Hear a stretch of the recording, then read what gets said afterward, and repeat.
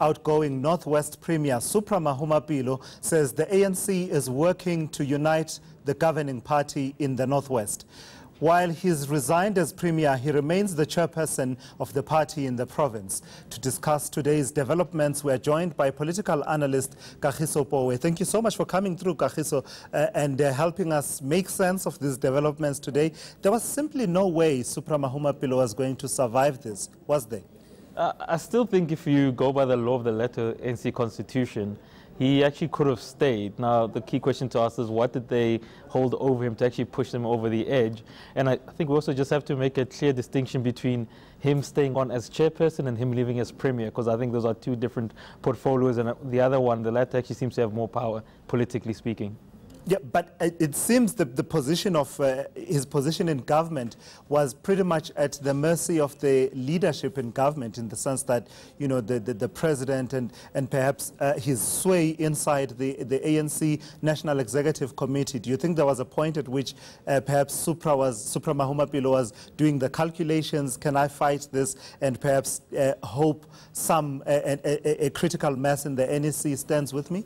I think to actually get the determination of that answer, you're going to have to wait to see whether the person, the former premier actually appointed, I think it's Miss Wendy, will actually go through as the premier. Because that for me will tell me, was this a graceful exit in the sense that for the outgoing premier was able to negotiate the settlement where he says, listen, it's fine, take over government, I'll go away, but I'm putting my person there? Or are we actually now going to see that maybe President Cyril Ramaphosa is actually gaining a bit of traction within his own party and can actually now start saying, listen, I might take a long time, but I do arrive at decisions which I believe are right for the organization and the country.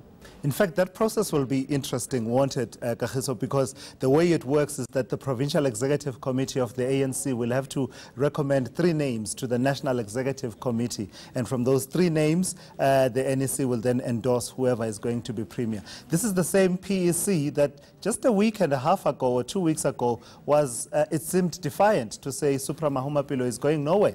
And I think that's going to actually be the more interesting part, because I think as people, whether they're popping the champagne bottles or not, that he's exited as premier, the key issue is, well, how does he relate as being chairperson of the ANC in the Northwest? And I think that's when we're actually going to get a clearer picture of who actually holds sway within the Northwest in relation to other backers of President Cyril Ramaphosa, or whether the outgoing Premier, Mr. Mahumapelo, was able to say, listen, I can actually take this blow, as embarrassing as it is, I can take the blow, but I know that when it comes to political capital, I'm actually still king in this province.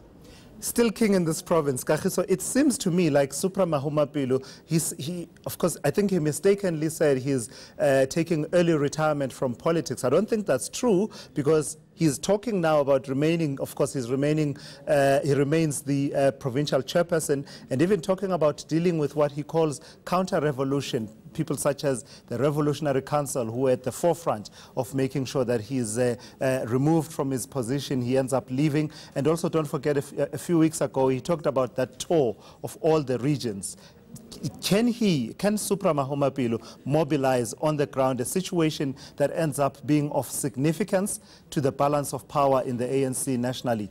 One of the key attributes his opponents have actually given to him, and I think it was even the former Secretary General of the ANC, Gwede Mantashe, said about Supra Mahumapelo, is that he actually has great organizing ability. That's his actually key strength. And if you actually look at the December conference, what happened with the numbers, one of the accusations was that he created his own, I think, bogus branches. So it's an issue of saying we cannot deny the man can organize. Now the question is, can he organize to the level where he can keep away the NEC and the president's vision, which is basically outside of him? So I think that's going to be the key. But I think if we had to work on the basis of what's been happening over the last few months, we just have to assume that he still has control over his PEC, and he's still going to get to dictate who's going to go in or who's going to stay as premier. And I think that's where I think it actually does a bit of a disservice to the ANC, because as things currently stand, if we're looking at setting precedent as to if we go forward in South Africa, how we're going to appoint leaders into positions such as provinces, which is a very nebulous type of construction as it's been put, we need to actually know what is he actually being asked to step away from. Because if we don't know what the charge sheet is, or maybe the misdirection he took, how do we know that this is not going to happen to somebody else? Because what we don't want in future is that it becomes a cycle, because South African politics is always a cycle. What you do now tends to create precedent, and I think that for me is the more worrying part, that the ANC should have come out to say, listen, we're asking him to step down. If it's political reasons, we don't want to know everything that happened at the NEC meeting, but at least give us a precedent so that when we build this country forward and we say we're looking for a premier in a political party type of system, these are the precedents we follow when you say somebody's going to leave. And I think it just actually makes our politics and our institutions poorer, the fact that we just are stuck in that situation. In fact, some people are even calling it a purge of those who didn't support Cyril Ramaphosa. In fact, Supra Mahumapelo himself made that point a few weeks ago.